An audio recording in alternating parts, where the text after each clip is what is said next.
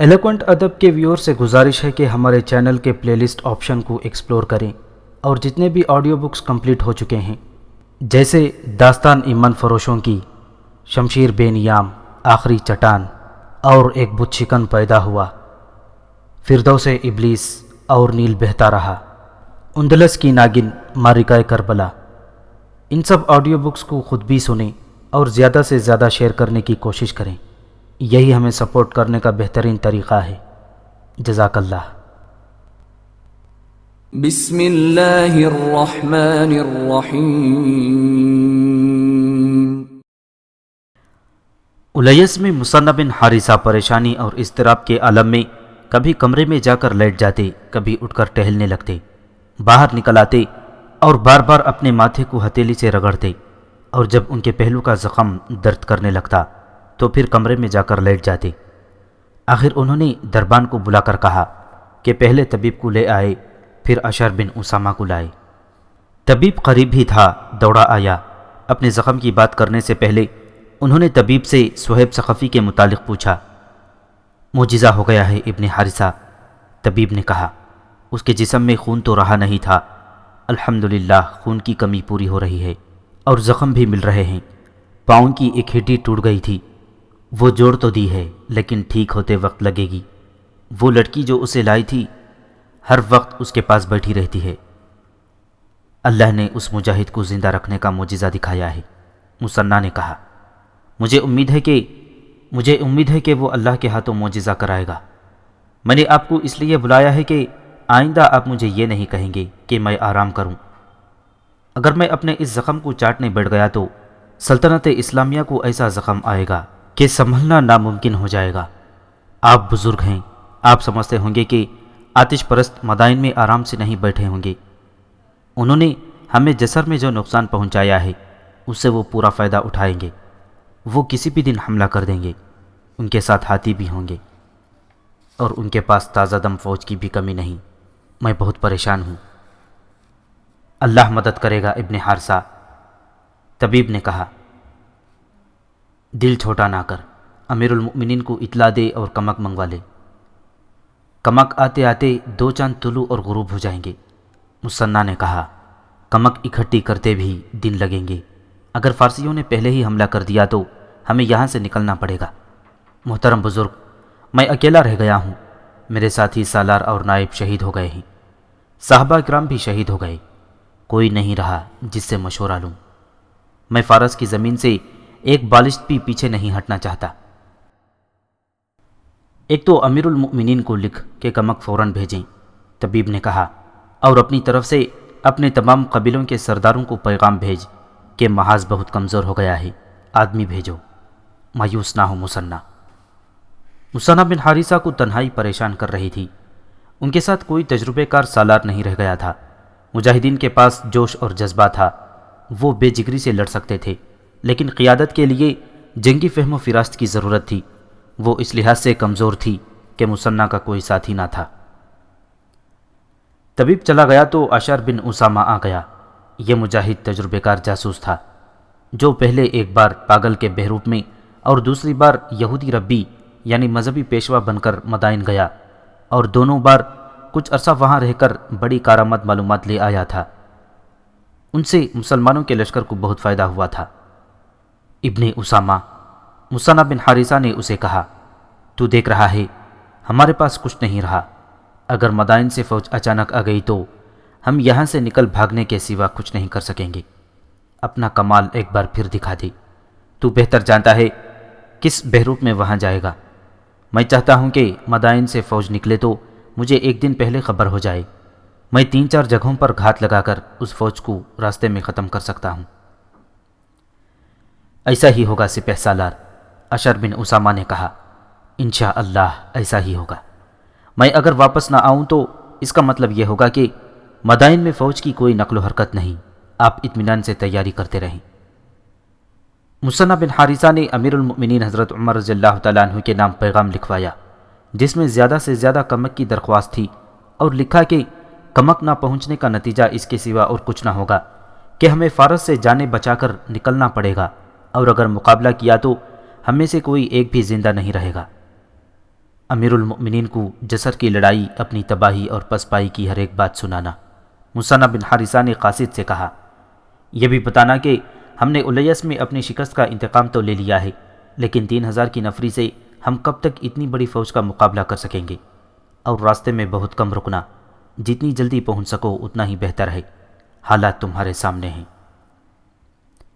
قاصد کو رخصت کر کے مثنى بن حارثہ نے اپنے لشکر میں مختلف قبائل کے ایک ایک ایسے آدمی کو بلایا جو قبیلے کا سردار تھا یا قبیلے سے پراسر حیثیت رکھتا تھا۔ ان سب کو مثنى نے کہا کہ صورتحال ان کے سامنے ہے، ہر میدان میں فتح حاصل کرتے کرتے مدائن کے قریب پہنچ گئے تو ایسی شکست ہوئی کہ اس سرزمین پر ٹھہرنا محال ہو گیا، اور یہ تمہاری بزدلی نہیں تھی۔ مثنى نے کہا، میں نے تمہیں پسپا کرایا تھا، اور یہ سپہ سالار ابو عبید کی غلطی تھی جس کی سزا تم سب کو ملی۔ تم نے ہاتھیوں کا مقابلہ کیا اور تمام ہاتھیوں کو اگلی لڑائیوں کے لیے بیکار کر دیا۔ میں نے امیر المؤمنین کو پیغام بھیج دیا ہے، میں نے لکھا ہے کہ جو مجاہدین پیچھے ہٹ آئے تھے وہ بھاگ کر نہیں آئے۔ میرے رفیقوں، اگر ہمیں ایسی ایک اور شکست ہوئی تو تم میں سے بہت سے مارے جائیں گے، اور جو زندہ رہیں گے وہ باقی عمر آتش پرستوں کی غلامی میں ان کی جوتیاں چاٹتے گزاریں گے۔ اور اپنے ان بھائیوں کی طرف بھی دیکھو جو رومیوں پر غالب آ کر شام کو سلطنت اسلامیہ میں شامل کر چکے ہیں، کیا وہ ہمیں بزدل نہیں کہیں گے؟ اپنے قبیلوں میں جاؤ اور لوگوں کو بتاؤ کہ تم ہماری مدد کو نہ آئے تو عرب کی مقدس سرزمین پر آتش پرستوں کی بادشاہی ہوگی، اور پھر تم جانتے ہو کہ اس کا نتیجہ کیا ہوگا۔ ہم اللہ اور رسول اللہ صلی اللہ علیہ وسلم کے مجرم ہوں گے۔ مثنى بن حارثہ نے قبیلوں کے ان سرکردہ افراد کو مشتعل کر کے ان کے قبیلوں کو بھیج دیا۔ مثنى نے محسوس کیا کہ الیس محفوظ مقام نہیں۔ انہوں نے اپنے لشکر کو ایک روز سباخ کی طرف کوچ کا حکم دیا۔ سباخ خفان اور قادسیہ کے درمیان ایک مقام تھا جو عراق اور عرب کی سرحد کے قریب تھا۔ مثنى بن حارثہ کا قاصد جو مدینہ کو روانہ ہوا تھا وہ تیز جا رہا تھا۔ اسے اور مثنى کو بھی معلوم نہ تھا کہ امیر المؤمنین کو پہلے ہی پتہ چل چکا ہے کہ مثنى کے لشکر پر کیا بیتی ہے۔ محاذ سے بھاگ کر آنے والوں میں عبداللہ بن زید سب سے پہلے امیر المؤمنین کے پاس پہنچا اور انہیں معرکہ جسر کے واقعات سنا چکا تھا۔ حضرت عمر رضی اللہ تعالیٰ عنہ کی جذباتی حالت یہ تھی کہ ایک طرف وہ محاذ سے بھاگ کر آنے والوں کے لیے سراپا لطف و کرم اور مجسم شفقت تھے، اور ان کے ساتھ ہی ان کے عتاب اور اضطراب کا یہ عالم کہ آرام ترک کر دیا اور ایک ہی سودا سوار ہو گیا کہ اس شکست کو بہت جلد فتح میں بدلنا ہے۔ حضرت عمر نے انتظامی امور اور انقلابی اصلاحات میں شہرت پائی تھی۔ انہوں نے خلافت کے تمام امور اور مسائل کو الگ رکھ دیا اور قبائل کے سرداروں کو اپنے ہاں اس مقصد کے لیے بلوا لیا کہ مثنى کو کمک دینے کے لیے زیادہ سے زیادہ آدمی دیں۔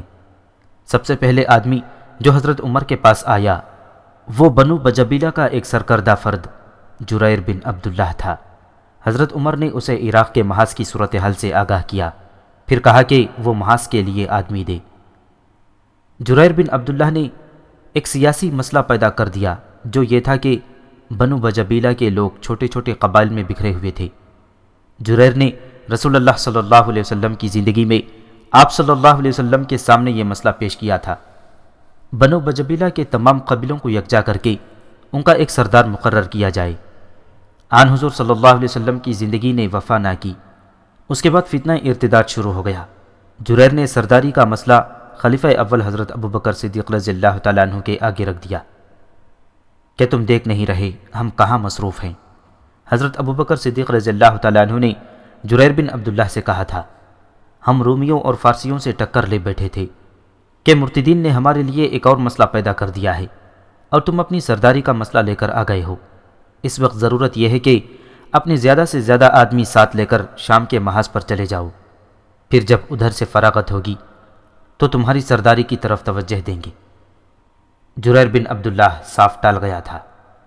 اب حضرت عمر رضی اللہ تعالیٰ عنہ نے اسے بلا کر کہا کہ عراق کے محاذ کے لیے کمک دو، تو اس نے پھر وہی مسئلہ امیر المؤمنین کے آگے رکھ دیا۔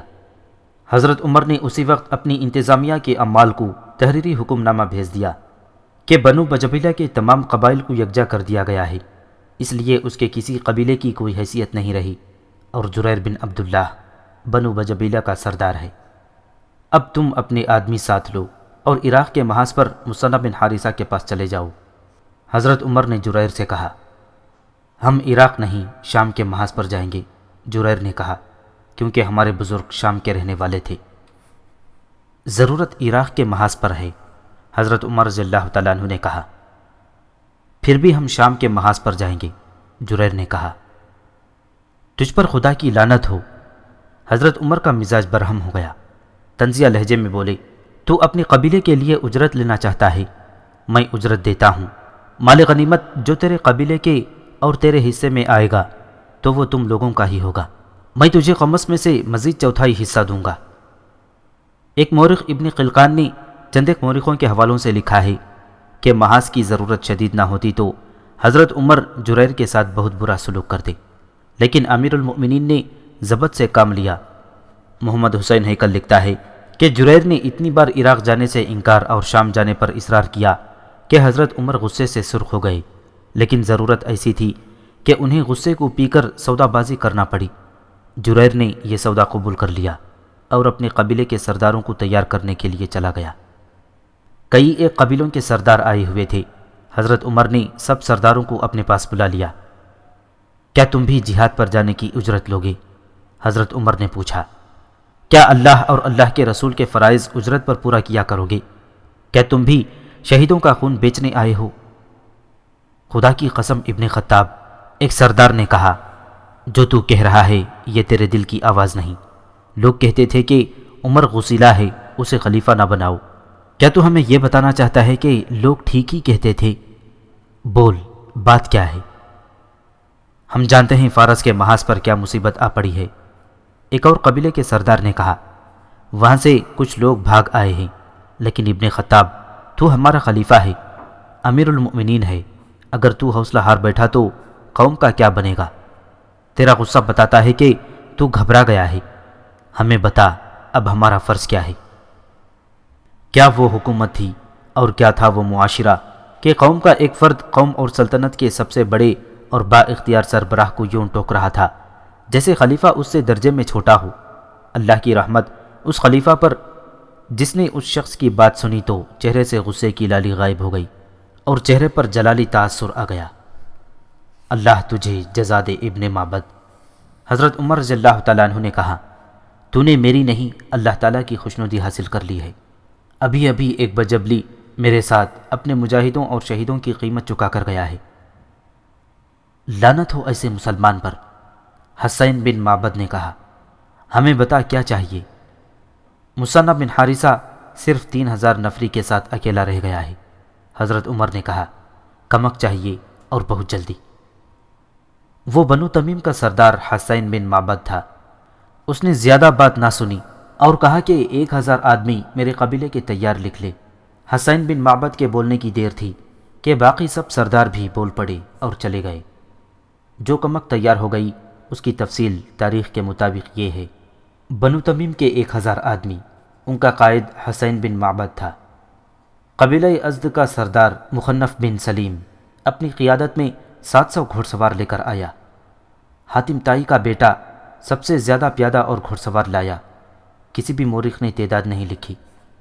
قبیلہ رباب، بنو کنانہ، قسم بنو حنزلہ اور بنو حنبہ نے بھی بڑے بڑے جیش اکٹھے کر دیے۔ تعداد معلوم نہیں۔ ان کے قائد ارفجہ بن حرسمہ اور غالب بن عبداللہ تھے۔ بنو بجبیلہ کا سردار جریر 2000 سے کچھ زیادہ پیادے اور سوار لے آیا۔ اللہ کی راہ میں لڑنے والوں کی مدد اللہ ہی کیا کرتا ہے۔ عراق کے محاذ پر جانے کا جوش اور ولولہ ایسا پھیلا کہ 2 عیسائی قبائل بنو نمر اور بنو تغلب کے بھی 2 سردار حضرت عمر کی خدمت میں پہنچے۔ ایک انس بن ہلال تھا اور دوسرا ابن مروہ۔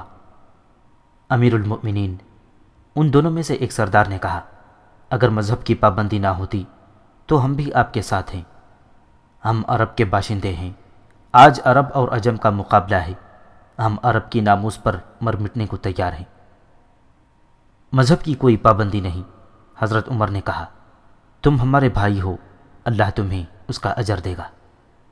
مورخ ولیم اسکاٹ نے لکھا ہے کہ ان عیسائیوں میں مسلمانوں جیسا ہی جذبہ تھا، کیونکہ عرب کے تمام قبیلوں نے اپنے آدمی دیے تھے، اس لیے عیسائی سرداروں نے سوچا کہ وہ اس سلسلے میں خاموش رہے تو مسلمان انہیں اپنا ہمدرد نہیں سمجھیں گے۔ چنانچہ انہوں نے محاذ پر بھیجنے کے لیے جو آدمی دیے ان کی صحیح تعداد کسی بھی تاریخ میں نہیں ملتی۔ سب نے تعداد ہزاروں میں لکھی ہے۔ اس تعداد میں اکثریت گھڑ سواروں کی تھی۔ یہ لا تعداد بلکہ بے شمار کمک عراق کے محاذ کو روانہ کر دی گئی۔ جب مصنع بن حارثہ کا قاصد مدینہ پہنچا اس وقت یہ کمک روانہ ہو گئی تھی۔ ادھر مصنع بن حارثہ نے عرب کے ان قبیلوں کے سرداروں کی طرف اپنے آدمی بھیج دیے تھے جو عرب کی سرحد کے ساتھ ساتھ رہتے تھے۔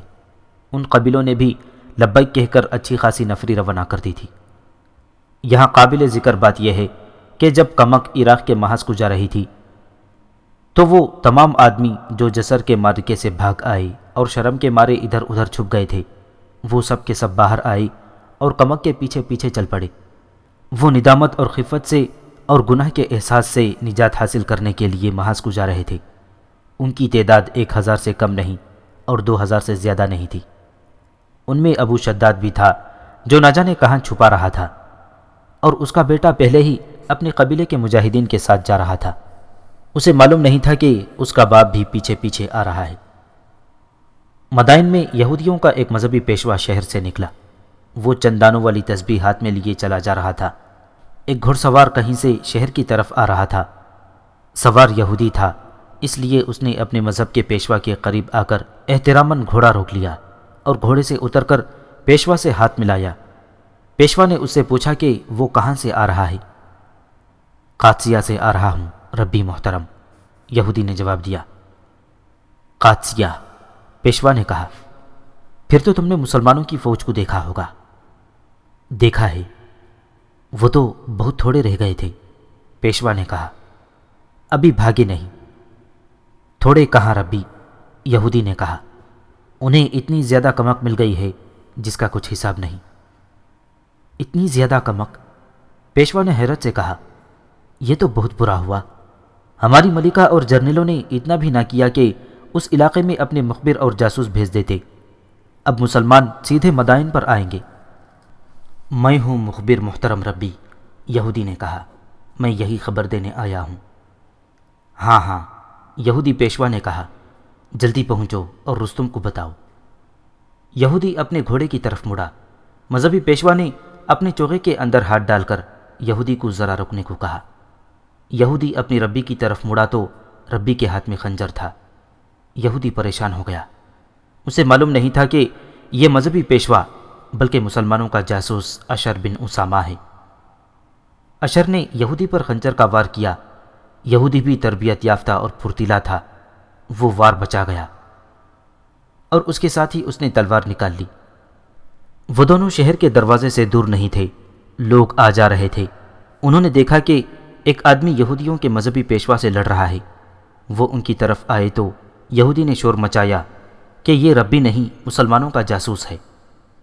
اشر بن اسامہ یہودی کے گھوڑے کی طرف دوڑا، اچھل کر گھوڑے پر سوار ہو گیا اور ایڑ لگا دی۔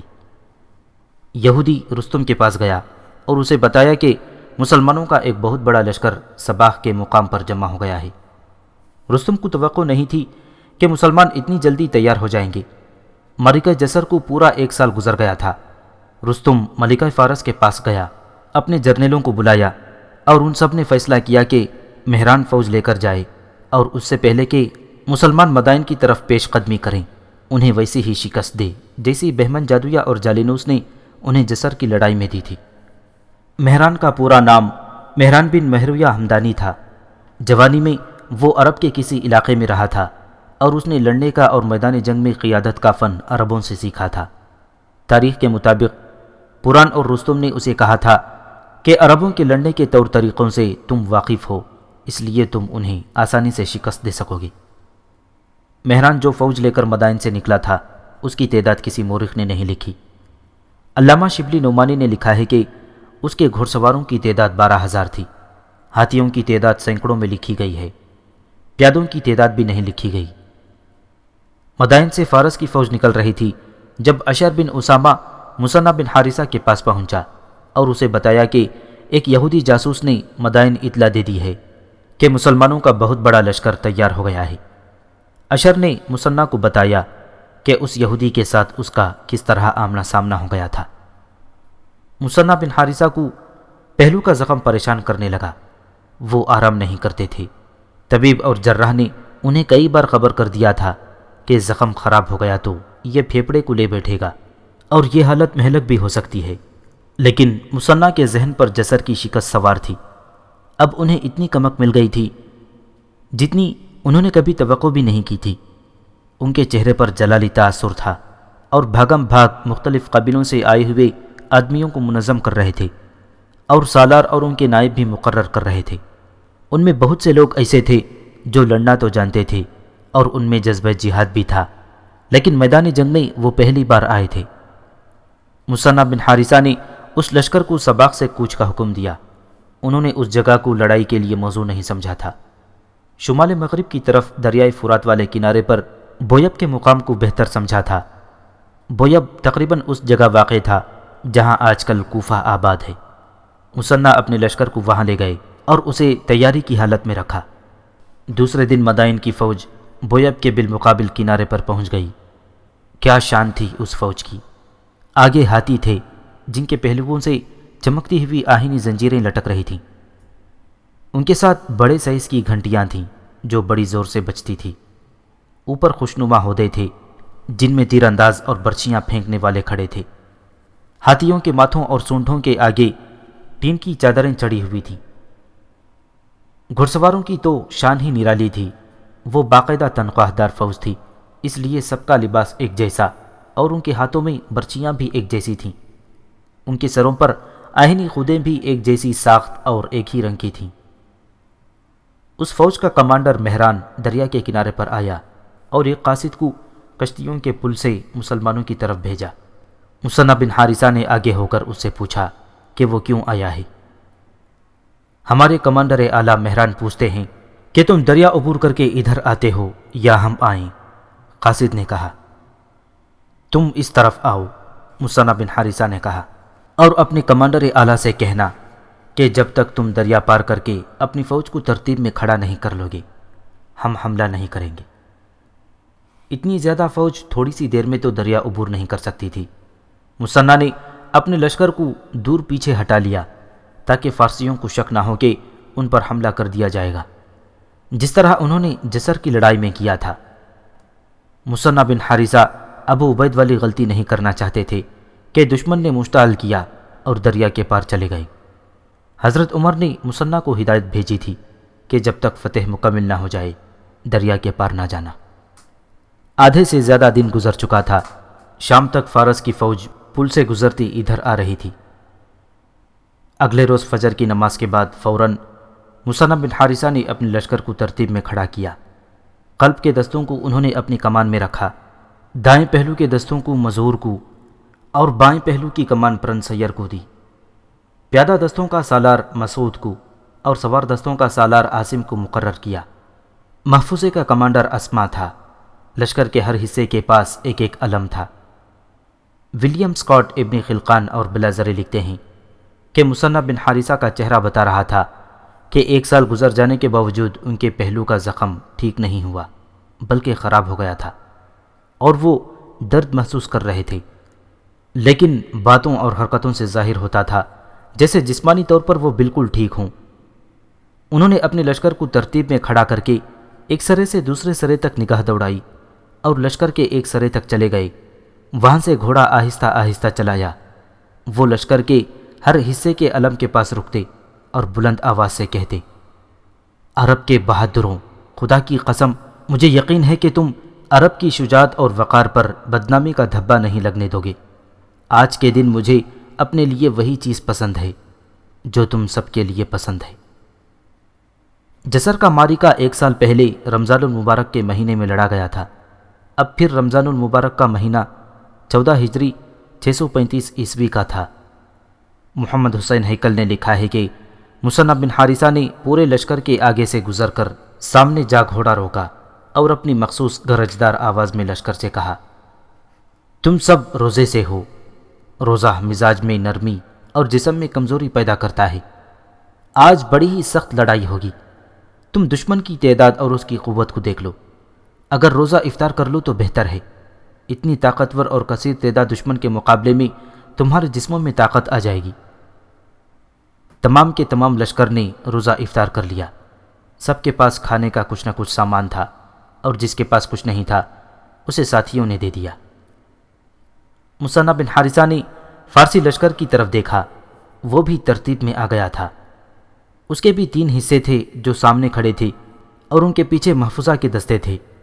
ہر حصے کے آگے ہاتھی کھڑے تھے۔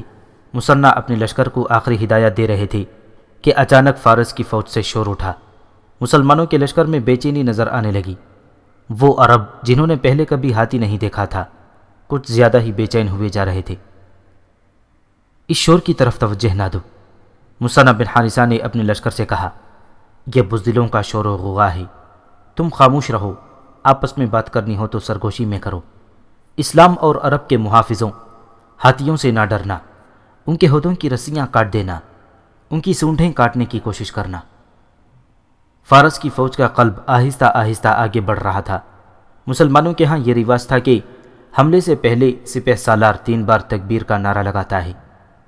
پہلے نعرے پر دستے تیار ہو جاتے ہیں، دوسرے نعرے پر وہ ہتھیار تان لیتے ہیں، اور تیسرے نعرے پر حملہ کر دیتے ہیں۔ مثنی نے فارسیوں کو آگے بڑھتے دیکھا تو نعرہ لگایا، اللہ اکبر۔ فارسی جنرلوں کو مسلمانوں کا یہ طریقہ معلوم تھا، کیونکہ وہ مسلمانوں سے کئی لڑائیاں لڑ چکے تھے۔ مثنی نے ابھی پہلا نعرہ لگایا تھا کہ جس پر مجاہدین تیار ہو گئے۔ تیسرے نعرے پر انہوں نے حملہ کرنا تھا، لیکن فارسیوں نے پہلے ہی نعرے پر مسلمانوں پر حملہ کر دیا۔ حملہ ان کے قلب کے دستوں نے کیا تھا۔ پہلے بیان ہو چکا ہے کہ مسلمانوں کے لشکر میں زیادہ تر وہ لوگ تھے جن میں جوش اور جذبہ تو بھرپور تھا، اور وہ بلا کے تیغ زن اور شہ سوار تھے، لیکن میدان جنگ میں ایک کمانڈر کے تحت ترتیب اور تنظیم سے لڑنے کا انہیں تجربہ نہ تھا۔ حملہ آور فارسی ابھی دور تھے، دونوں فوجوں کے درمیان فاصلہ زیادہ تھا۔ مورخوں نے لکھا ہے کہ بنو اجل کے لوگ جوش میں آ گئے اور اپنی ترتیب توڑ کر فارسیوں کا حملہ روکنے کے لیے نعرے لگاتے ہوئے آگے چلے گئے۔ علامہ شبلی نعمانی بلازری اور طبری کے حوالوں سے لکھتے ہیں کہ مثنی بن حارثہ نے یہ حال دیکھا تو وہ پریشان ہو گئے۔ انہوں نے اپنا نیچے والا ہونٹ دانتوں میں دبا لیا، پھر قاصد سے کہا، یہ بنو اجل کے لوگ ہیں، دوڑو اور ان کے سرداروں سے کہو کہ امیر لشکر سلام کہتا ہے، اور اس نے کہا ہے کہ اسلام کو یوں رسوا نہ کرو، اپنی جگہ پر رہو۔ سپہ سالار کے قاصد میدان جنگ میں پیغام رسانی کا تجربہ اور خصوصی مہارت رکھتے تھے۔ قاصد گھوڑا دوڑاتا بنو اجل کے سردار تک پہنچا اور اسے مثنی کا پیغام دیا۔ سردار نے اپنے ان 1000-1500 آدمیوں پر قابو پا لیا اور انہیں اس جگہ لے گیا جہاں انہیں ترتیب میں کھڑا کیا گیا تھا۔ اس کے ساتھ ہی مثنی نے دوسری بار اللہ اکبر کا نعرہ لگایا۔ چونکہ فارسی حملہ آور دستے قریب آ گئے تھے، اس لیے مثنی نے تیسرا نعرہ بغیر وقفے کے لگا دیا۔ مجاہدین کے وہ جیش جنہیں پہلے حملے کے لیے پہلے ہی بتا دیا گیا تھا، بڑے جوش و خروش اور جذبے سے آگے بڑھے اور فارسیوں کو روک لیا۔ بڑا ہی گھمسان کا رن پڑا۔ ان مجاہدین میں وہ بھی تھے جو جسر کے میدان سے بھاگ کر اپنے گھروں کو چلے گئے تھے، اور وہ بھی تھے جو وہ معرکہ لڑے تھے اور زندہ واپس آ گئے تھے۔ ان سب میں انتقام کی آگ بھری ہوئی تھی۔ ان کو ثابت کرنا تھا کہ وہ بزدل نہیں ہیں۔ خطرہ ہاتھیوں کا تھا جو آگے تھے۔ جسر میں جو مجاہدین تھے انہوں نے جسر والا ہی طریقہ اختیار کیا اور ہودوں کی رسیاں کاٹ کر ان کے سواروں کو گرا کر ہلاک اور زخمی کرنے لگے۔ اس کوشش میں کچھ ہاتھیوں کے نیچے بھی گرے اور زخمی یا شہید ہوئے۔ فارس کے ہاتھی فارسیوں کے لیے مصیبت بن گئے۔ اس سے دوسرا فائدہ یہ ہوا کہ عرب کے جن مسلمانوں نے پہلی بار ہاتھی دیکھے تھے وہ ان سے ڈر رہے تھے، ان کے دلوں سے ڈر اتر گیا اور وہ ہاتھیوں پر ٹوٹ پڑنے لگے تھے۔ مثنی بن حارثہ نے دیکھا کہ فارسیوں کے لشکر کی نفری ان کے اپنے لشکر سے کئی گنا زیادہ ہے اور سوار دستے تو بہت ہی زیادہ ہیں، تو انہوں نے فارسیوں کے قلب پر شدید حملہ کرنے کا فیصلہ کیا۔ انہوں نے 2 عیسائی سرداروں انس بن ہلال نمری اور ابن مروہ الفہر تغلبی کو اپنے پاس بلا لیا۔ تم میرے ہم مذہب نہیں ہو، مثنی بن حارثہ نے ان دونوں سے کہا، مگر یہ لڑائی عرب اور ارجم کی ہے، خدا کی قسم تم عرب کی آن پر جانے قربان کرنے سے گریز نہیں کرو گے۔ مذہب کی بات نہ کر ابن حارثہ، ابن ہلال نے کہا، عرب کی بات کر اور ہمیں کچھ پتہ۔ میں دشمن کے قلب پر حملہ کر رہا ہوں، مصنع نے کہا۔ ان کا سالار اعلیٰ مہران وہیں ہے، میں اسے گرانے کی کوشش کروں گا۔ وہ گر پڑا تو دیکھنا کیا ہوگا، ان کا سارا لشکر بھاگ اٹھے گا۔ تم دونوں اپنے آدمیوں کے ساتھ میرے دائیں اور بائیں رہنا، اور جب میں مہران کے حفاظتی دستے پر حملہ کروں تو تم دائیں اور بائیں سے حملہ کر دینا۔ مصنع نے قلب کے دستوں سے مہران کے قلب پر حملہ کر دیا۔ مہران شاہی جرنیل تھا، اس کے ارد گرد گھڑ سوار محافظوں اور ہاتھیوں کے قلعے جیسا حصار تھا۔ مہران کو مارنا اور اس کا پرچم گرانا بظاہر ناممکن تھا۔ مصنع کا حملہ اتنا شدید اور جذبے سے اتنا بھرپور تھا کہ مہران کا حفاظتی حصار تو نہ ٹوٹا، لیکن اس حصار کو مصنع اور ان کے عیسائی ساتھی دھکیلتے ہوئے فارسیوں کے دائیں پہلو کے اندر لے گئے۔ اس سے فارسیوں کے دائیں پہلو کی ترتیب ٹوٹ گئی۔ کسی اور فارسی جرنیل نے لکھا ہے کہ مسلمانوں نے مہران کو بڑے خطرناک گھیرے میں لے لیا تو اس نے قلب کے دستوں سے مسلمانوں پر حملہ کر دیا۔ دونوں فوجوں کے قلب کا تصادم ہولناک تھا۔ تاریخ نویس ولیم اسکاٹ اور کچھ حوالوں سے محمد حسین ہیکل لکھتے ہیں کہ ہاتھیوں اور گھوڑوں نے اتنی گرد اڑائی کہ فریقین کو بھی پتہ نہیں چلتا تھا کہ کون کہاں ہے اور لڑائی میں کس کو بالادستی حاصل ہو رہی ہے۔ مصنع نے اپنے تجربے کی بنا پر اپنے دستوں کو پیچھے ہٹانا شروع کر دیا۔ انہوں نے دیکھا کہ فارسیوں کا دایاں پہلو بے ترتیب ہو گیا ہے اور ان کا قلب ازسر نو یکجا ہو رہا ہے۔ مصنع نے فارسیوں کے دونوں پہلوؤں پر حملہ کر دیا۔ زخمی ہاتھی جن کے ہوتے گر پڑے تھے، وہ محاوتوں کے بغیر اپنی ہی فوج کو کچلتے پھرتے تھے۔ مورخوں نے لکھا ہے کہ مصنع بن حارثہ کی بڑی بلند آواز بار بار سنائی دیتی، اسلام کے جانبازوں، تم اللہ کی مدد کرو، اللہ تمہاری مدد کرے گا۔ یہ للکار مسلمانوں کا حوصلہ بڑھا رہی تھی۔ فارسیوں کا دایاں پہلو جو پہلے ہی بے ترتیب تھا، ایسا اکھڑا کہ اس کے سپاہی کشتیوں کے پل سے بھاگنے لگے۔ اس پہلو کو مسلمانوں نے ایسی شدت سے پیچھے کو دھکیلا کہ دریا تک لے گئے۔ فارسیوں نے دریا میں کودنا شروع کر دیا۔ مصنع بن حارثہ نے اپنے محفوظے کے سواروں کو اس حکم سے دوڑا دیا کہ پل کا راستہ روک لو اور کسی فارسی کو بھاگنے نہ دو اور کسی کو زندہ نہیں پکڑنا، سب کو ختم کر دو، اور جو دریا میں کود رہے ہیں انہیں تیروں سے ختم کر دو۔ لڑائیوں میں ایسا ہی ہوتا تھا کہ فوج کے کسی ایک دستے پر بھگدڑ مچ جاتی تو اس کا اثر ساری فوج پر ہوتا تھا۔ فارسیوں کے ساتھ بھی ایسے ہی ہوا۔ ایک پہلو کے دستے بھاگنے لگے تو دوسرے دستوں کے بھی حوصلے پست ہونے لگے، لیکن ان کا کمانڈر مہران ابھی زندہ تھا، اس کا پرچم ابھی بلند تھا، وہ تابڑ توڑ حملے کر رہا تھا۔ مصنع بن حارثہ نے اپنے تمام لشکر کو پیچھے ہٹا لیا اور بڑی تیزی سے اسے ترتیب میں کیا۔ مسلمانوں نے دیکھا کہ فارسیوں کے تمام ہاتھی زخمی ہو کر ادھر ادھر بھاگ دوڑ رہے ہیں اور اپنی فوج کو ترتیب میں نہیں آنے دے رہے۔ پھر مسلمانوں نے دیکھا کہ میدان جنگ فارسیوں کی لاشوں سے اٹ گیا ہے، تو ان کی تھکن ختم ہو گئی اور لڑنے کے جذبے میں نئی تازگی آ گئی۔ ادھر پل کے سامنے تو فارسیوں کی لاشوں کے انبار لگ گئے تھے۔ دریا میں کودنے والے فارسی مسلمانوں کے تیر کھا کر یا تیرنا نہ جاننے کی وجہ سے ڈوب گئے تھے۔ مصنع کو فتح کے آثار نظر آنے لگے تھے، لیکن فارسیوں کی تعداد ابھی تک زیادہ تھی۔ مصنع نے یہ بھانپ لیا تھا کہ فارسیوں میں بددلی پیدا ہو گئی ہے، اور وہ صرف اس لیے میدان میں موجود ہیں کہ ان کا سب سے بڑا کمانڈر مہران موجود ہے اور اس کا پرچم ابھی بلند ہے۔ مصنع نے ایک اور نعرہ لگایا، اپنا پرچم بلند رکھو، اللہ تمہیں بلند رکھے گا۔ مصنع نے اب جو حملہ کرایا وہ بے حد زوردار تھا۔ فارسی اب ہاتھیوں کی حفاظتی دیوار سے محروم ہو گئے تھے۔ فارسیوں نے جم کر مقابلہ کیا۔ مورخ لکھتے ہیں کہ مسلمانوں نے بہادری اور جانبازی کے جتنے جوہر اس جنگ میں دکھائے ہیں وہ کسی اور جنگ میں نہیں دکھائے۔ مصنع بن حارثہ نے اتنے زیادہ پھیلے ہوئے میدان جنگ میں قیادت بھی کی اور سپاہیوں کی طرح لڑے بھی۔ مصنع بن حارثہ بنو بکر بن وائل میں سے تھے۔ ان کے بھائی مسعود بن حارثہ مصنع کے ماتحت سالار تھے اور اپنے قبیلے کے سردار بھی تھے۔ مسعود نے اپنے قبیلے کے مجاہدین سے کہا تھا، اگر تم مجھے زخمی ہو کر گرتا دیکھو تو اپنا ہاتھ نہ روکنا۔ لڑائی میں لشکر پیچھے ہٹ کر بھی پلٹتا اور آگے بڑھتا ہے، اپنی جگہ پر ثابت قدم رہنا اور اپنے دشمن کا حق ادا کر دینا۔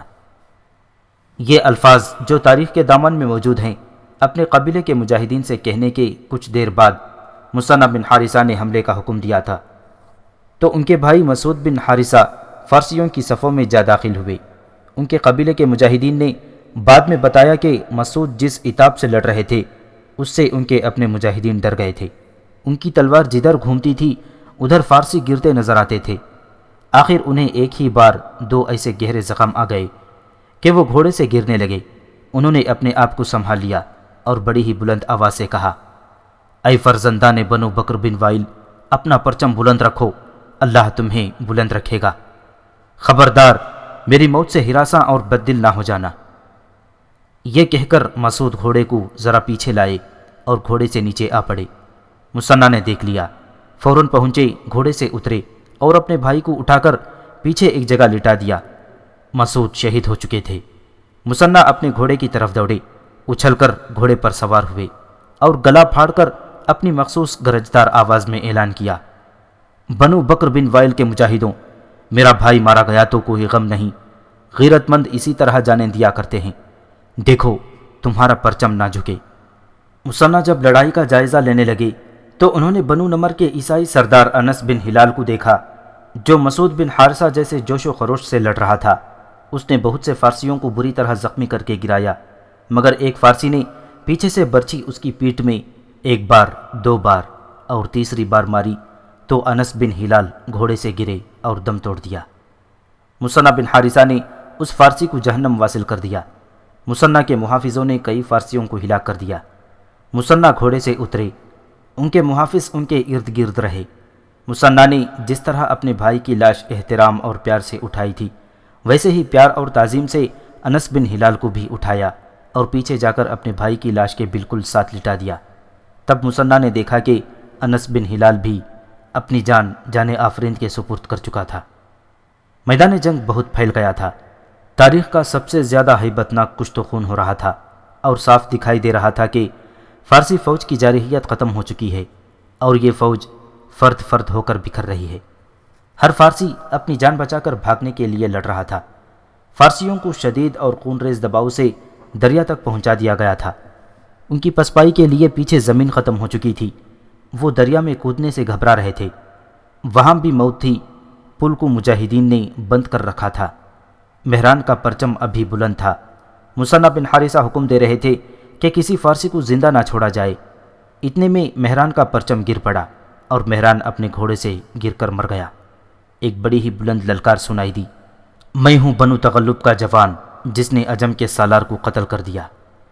عیسائی قبیلے بنو تغلب کا یہ جوان مہران کے گھوڑے پر چڑھ بیٹھا اور میدان جنگ میں گھوڑا دوڑاتے ہوئے اعلان کرتا رہا کہ میں نے عجم کے سالار کو قتل کر دیا ہے۔ کسی بھی مورخ نے اس عیسائی کا نام نہیں لکھا۔ ہر مورخ نے یہ واقعہ اسی طرح لکھا ہے جو اوپر بیان ہوا۔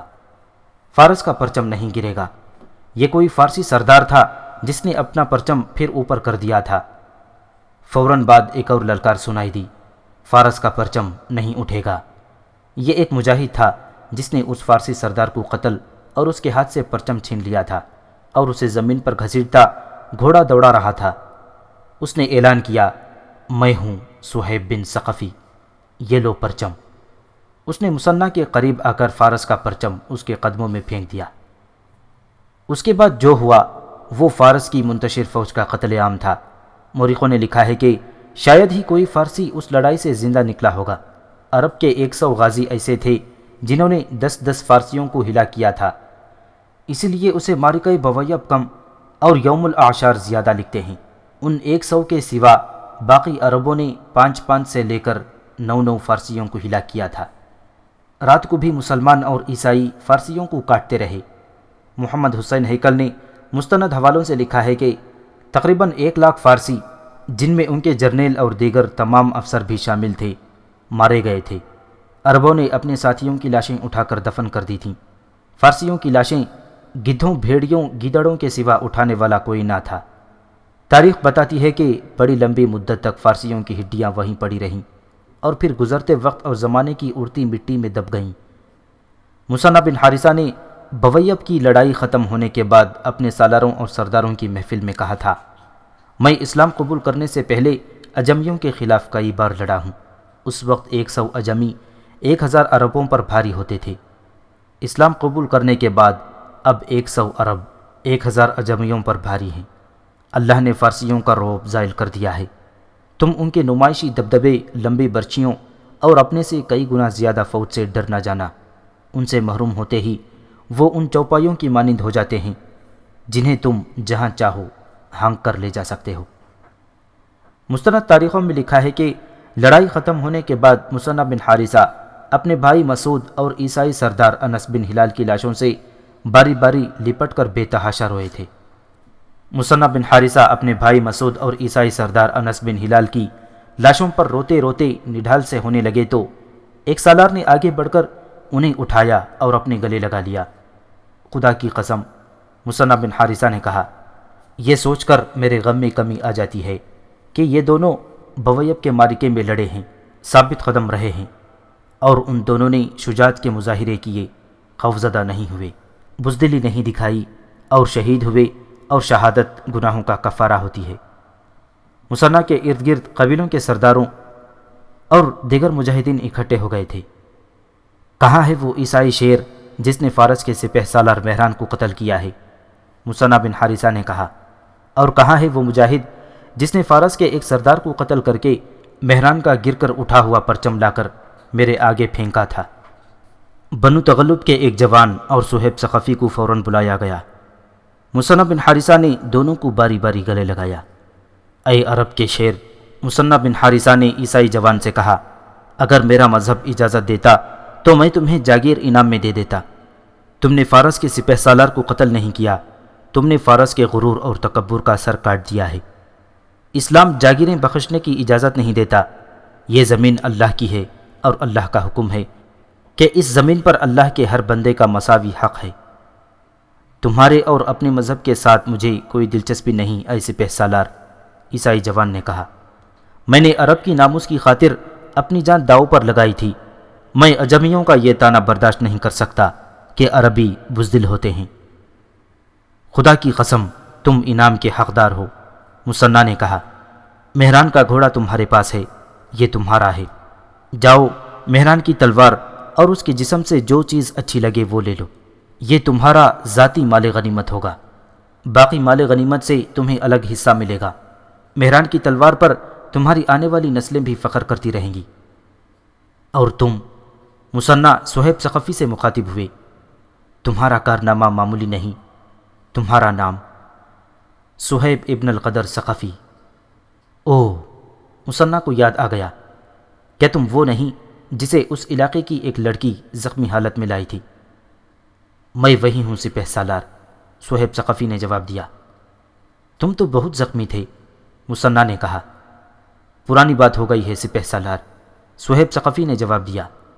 پاؤں کی ہڈی ٹوٹ گئی تھی، یہ ابھی ٹھیک نہیں ہوئی۔ رکاب میں پاؤں رکھ لیتا ہوں، لیکن اس پاؤں سے گھوڑے کو ایڑ نہیں لگتی، ایڑ دوسرے پاؤں سے لگاتا ہوں۔ جس فارسی سردار کو تم نے قتل کر کے مہران کا پرچم گرایا اور مجھے دیا تھا، اس کی تلوار، دیگر چیزیں اور گھوڑا تم لے لو، مصنع نے اسے کہا اور پوچھا، اس لڑکی کے ساتھ تمہاری شادی ہو گئی؟ نہیں سپہ سالار، صہیب ثقفی نے جواب دیا۔ نکاح تو آپ ہی نے پڑھنا ہے، آج رات نکاح ہو جائے گا، مصنع بن حارثہ نے کہا۔ مصنع اس وقت بہت خوش تھے۔ انہیں اپنے بھائی کی شہادت کا غم تو تھا، لیکن فتح کی خوشی اتنی تھی کہ غم دب گیا تھا۔ یہ دیکھ کر بھی مصنع کا غم ہلکا ہو گیا تھا کہ صرف ان کا بھائی نہیں، وہاں بہت سی بہنوں اور بہت سے بھائیوں کے بھائی شہید ہو گئے تھے۔ مصنع ہر کسی کے ساتھ ہنستے اور مسکراتے ہوئے بات کرتے تھے۔ اچانک انہوں نے اپنے اس پہلو پر ہاتھ رکھا اور ذرا جھک گئے جس پہلو میں انہیں جسر کی لڑائی میں زخم آیا تھا۔ مصنع کے کھلے ہوئے چہرے پر درد کا ایسا تاثر آ گیا جیسے درد ان کی برداشت سے باہر ہو۔ طبیب اور جراح انہیں کئی بار کہہ چکے تھے کہ مکمل آرام کریں، لیکن مصنع ٹال دیتے تھے۔ اس پہلو میں انہیں برچھی لگی تھی۔ زرہ کی زنجیر کی ایک کڑی نے ٹوٹ کر دو پسلیوں کو توڑ دیا تھا۔ اس سے ان کا پھیپڑا بھی زخمی ہو گیا تھا۔ یہ زخم 1 سال پرانا ہو گیا تھا۔